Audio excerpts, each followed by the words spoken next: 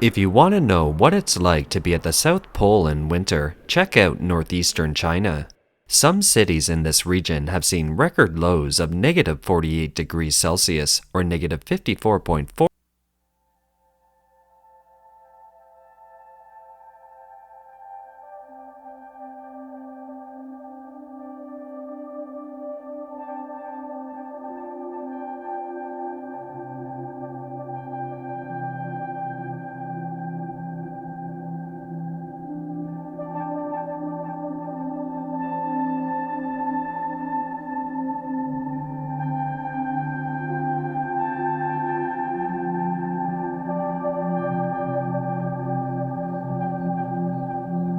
Province of Inner Mongolia isn't much better. Some cities' temperatures are as low as negative 44.2 degrees Celsius or negative 47.56 degrees Fahrenheit. Further south, China's Shandong and Shanxi provinces have also been gripped by blizzards and freezing temperatures. A netizen said, "I wanted to get coffee, but when I opened the door, I thought I was in Siberia."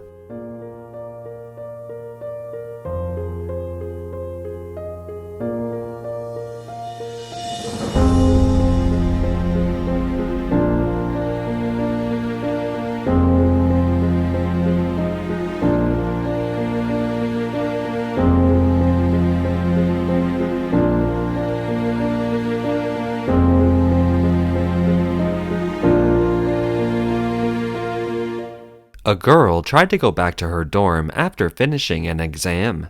She had to crawl in because the snow was too heavy.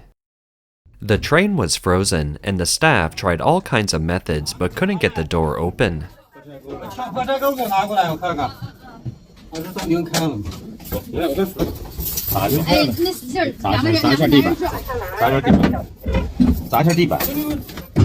For the people under severe cold, there were various accidents brought about by the blizzard. Starting from December 13th, 4 high-voltage transmission lines in a county in Shanxi Province were severely covered with ice, and electric towers toppled over, plunging the entire county of 198,000 people into darkness. One local resident wrote on social media, "In the moment of the blackout, I realized how heavily we rely on electricity in this day and age. The power outage also caused residents in this county to suffer from heat, water, and gas outages."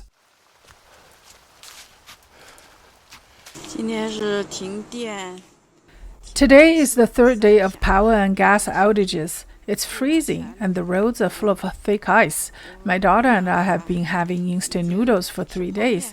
I don't know when the electricity will be available. Ordinary people can't even cook at home. The south of China is also experiencing a similar drop in temperature. This is a residential neighborhood. When it opens its doors, it's like a wonderland.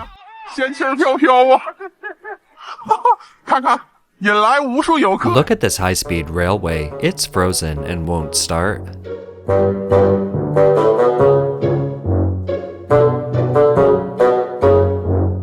Due to a cold snap, snow has covered the Taklamakan Desert in northwest China's Xinjiang Uyghur Autonomous Region and froze China's largest inland saltwater lake in neighboring Qinghai Province.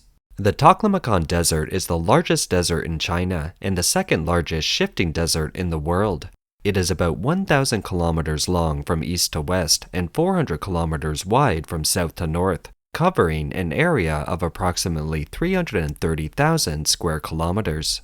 In this desert, the average annual precipitation is no more than 100 millimeters and only 4 or 5 millimeters when it's low, while the average evaporation is as high as 2,500 to 3,400 millimeters.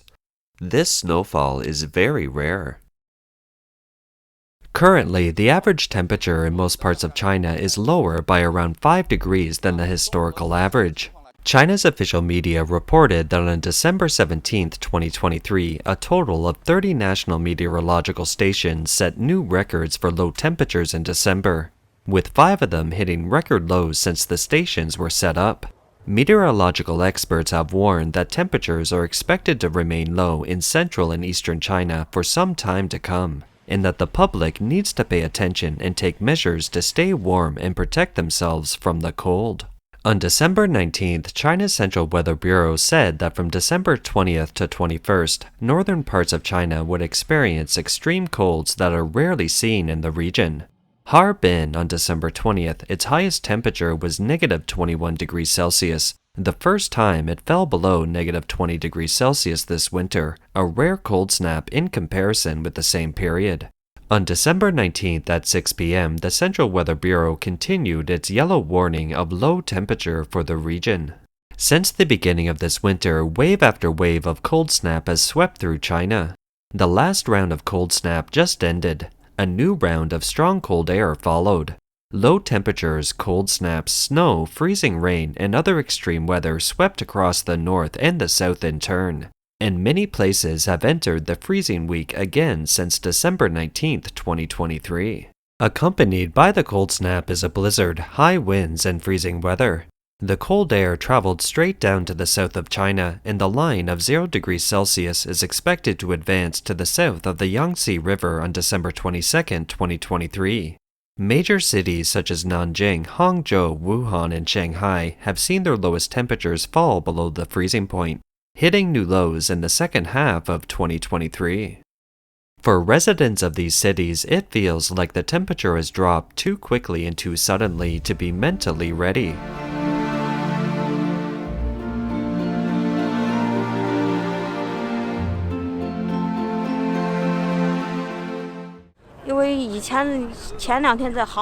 I was in Hangzhou over the past 2 days, and it was much hotter.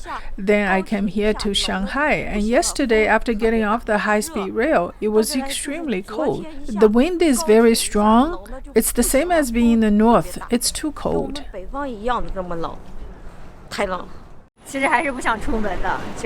Actually, on cold days like today, I don't want to leave my house. Going outside actually needs a lot of effort. Many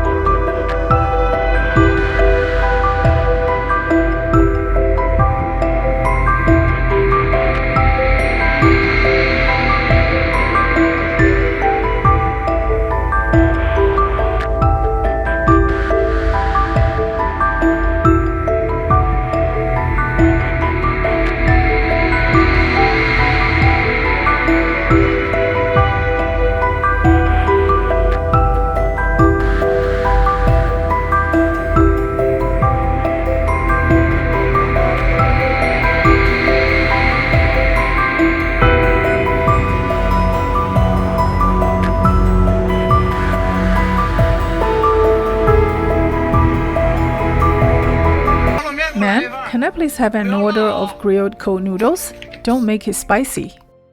China's National Disaster Prevention, Mitigation, and Relief Commission Office, the Ministry of Emergency Management, and other departments met on December 16, 2023, and admitted that the low temperature, rain, snow, and ice storms have a wide range of impacts and cause significant temperature drop with some extremes, and have a great impact on the society and people's livelihoods in some areas. More than 300 road sections in 12 provinces closed due to frozen roads and vehicle collisions on icy patches. Railways from Beijing to several regions were suspended. Footage also showed snowplows in Beijing and Liaoning in northeastern China working before dawn, clearing thick snow on the streets ahead of rush hour.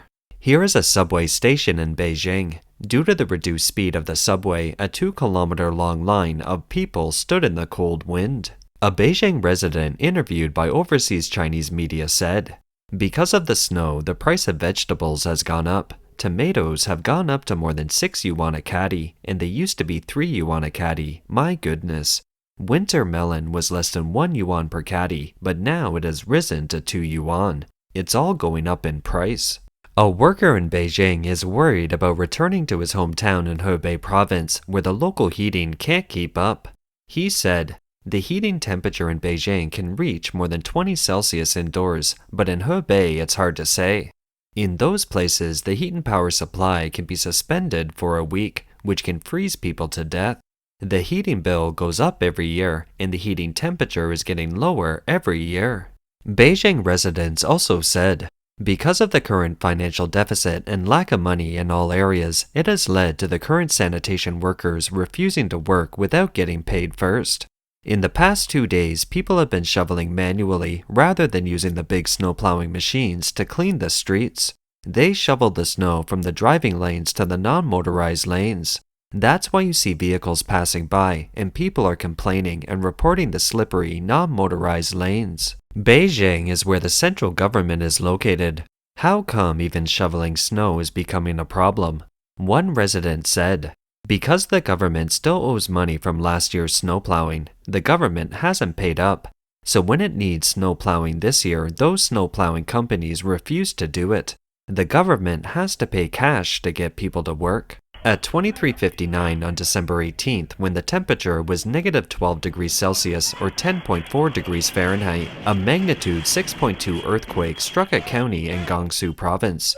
The depth of the quake was 10 kilometers.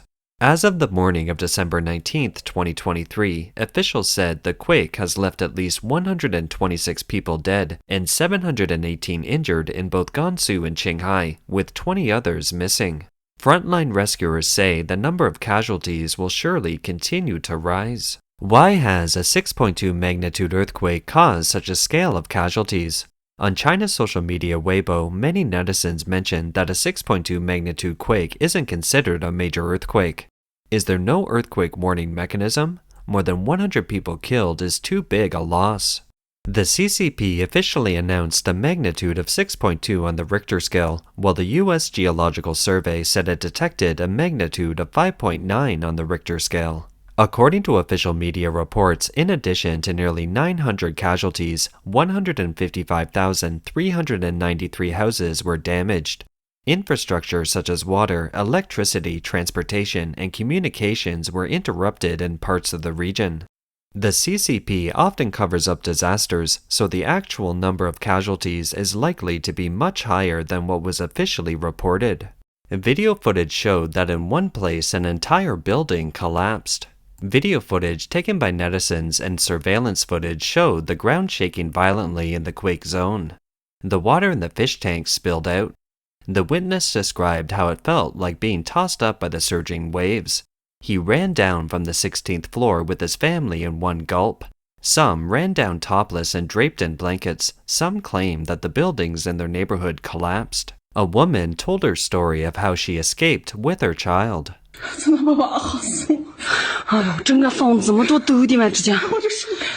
I was really frightened. The whole building was shaking. Look at my hands, my legs. They're still shaking. Look at the yard, how much dirt is falling down. We just got out. We just ran out. The dirt crashed down from the hill. This earthquake is so strong. My hands and legs are shaking. I don't dare to sleep tonight. Look at my legs shaking. I'm terrified.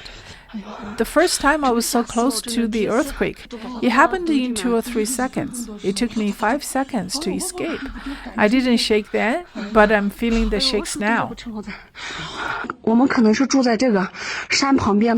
Another incident provoked a lot of discussion on social media as well. According to Chinese media reports, when the Gansu earthquake struck in the middle of the night, students at Xi'an College of Arts and Sciences in the neighboring province of Shanxi fled their dormitory building en masse. The manager of building number 2 was so slow to open the door that the students had to smash through the glass door with their bare hands in order to escape. A college student in Xi'an escaped the building in a hurry in the middle of the night before putting on a jacket, yet the low temperature at the time was negative 17 degrees Celsius or 1.4 degrees Fahrenheit. The risk of secondary disasters in the aftermath of the disaster has also raised concerns.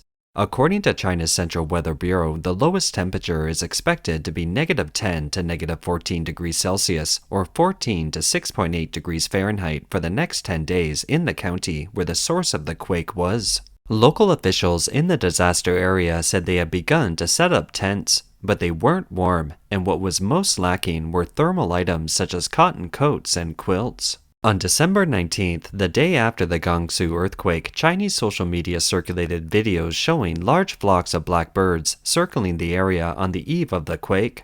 Some people thought it was a warning from nature. The topic made it to the top of the social media platforms in mainland China, but was quickly removed. The birds were either resting on power lines or hovering in the sky in large groups.